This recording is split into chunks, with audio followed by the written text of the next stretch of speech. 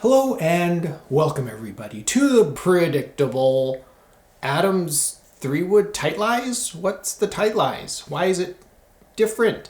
Everything was different in the 90s. Do you guys remember all the stuff that happened in the 90s? Pizza Hut introducing their stuffed crust. It's like, eat it backwards. That's how you do it. It's different. We're going to flip everything upside down. It's going to be crazy. And do you remember Mountain Dew? This is like some Mountain Dew Spark, but like back then it was just Mountain Dew. It's like you don't drink Mountain Dew just like a normal 60s or 50s pedestrian No, that's not how you drink the Dew. You drink it like this, right? Yeah, man, I'm cool. Do you remember that? Adams was the same way. Look, there's Mountain Dew all over my Adams golf club. Was the same way, right? They're like, the Adams, man, it's cool. We should go have a closer look at this golf club. You can identify these pretty easily on the sole just alone. Adams, tight lies, trademark, strong 3, which means that it's just telling you the loft is going to be 13 degrees. VMI, air assault, and here are the US patents, 53182. All right, I'm not going to read all those off. It's just a bunch of numbers. And then the skirt is kind of inverted. I remember there was some advertising about how the head of the shape was supposed to be revolutionary. I'm not sure if that applies these days, but either way. So you can see kind of this interesting crown stops here and kind of this inverted skirt around the perimeter here. The face, steel, pretty simple grooves. As we spin around the hosel, you can see there is a serial number here. Not sure that's going to show up or focus on my camera, but there is a serial number here. The crown is very plain, painted, kind of this metal flake. I call it Callaway gray, but I understand it's Adams. So interesting look here at address, plain black ferrule. And then we move up the shaft. These white stripes, not sure what these are for. If you know, let us know in the comments below. But I've seen these before on other Adams woods before. So that's something that always stood out to me. Adams branded graphite shaft. This was released in 1998. And you can see regular flex. And I'm not sure what this grip is. I don't think this is the stock Adams grip. I think this is an aftermarket Win grip. It says Win right here. Again, not sure if that's going to show up. So last summer, I took this out on the range, and let's go watch that footage.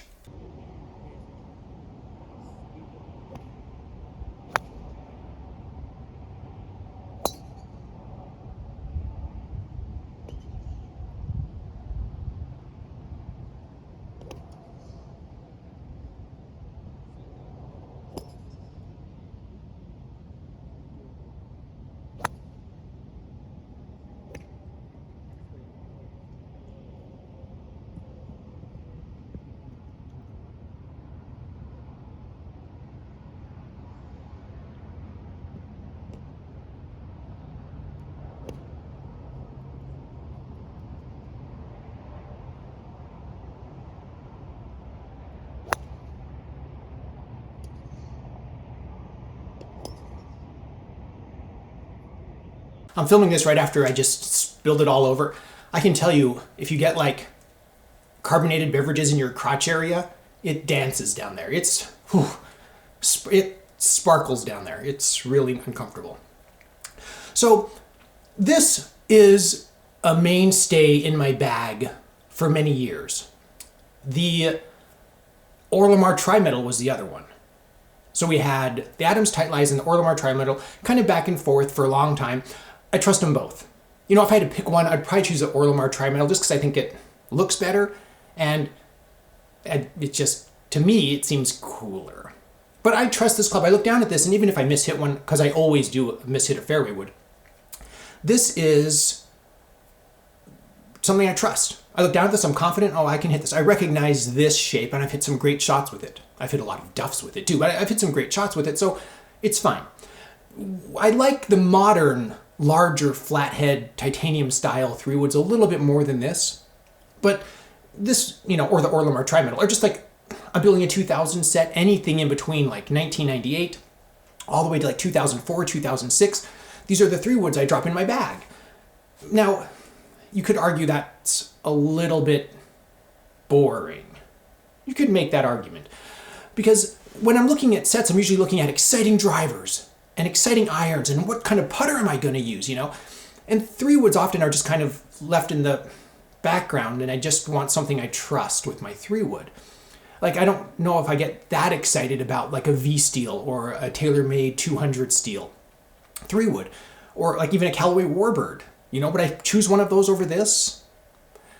To me, personally, with my experience with this and the Orlamar Tri-Metal, I would choose a Callaway Warbird over this just because it's something that I don't play that much. You know what I mean? Unlike this trusty Mountain Dew soaked 3-wood. So let me know your thoughts in the comments below. I expect, you know, opinions will be different on this one. But for me, this is something I've put in my bag for a long time, and I have no problem putting it back in my bag. But if I had to choose something to me that seems more exciting or exotic, I would choose something different. Excited to read what you think. As usual, if you want to support this channel, you can join us on Patreon. Special thanks to my patrons. It really helps morale here at The Vintage Golfer to know that there are people that are willing to back me up. You can also back me up and support me on my Amazon shop. I'll put a link in the description below. There's some golf accessories on that shop. I am an Amazon associate. I make proceeds from qualifying purchases. Thank you so much for watching. I am The Vintage Golfer.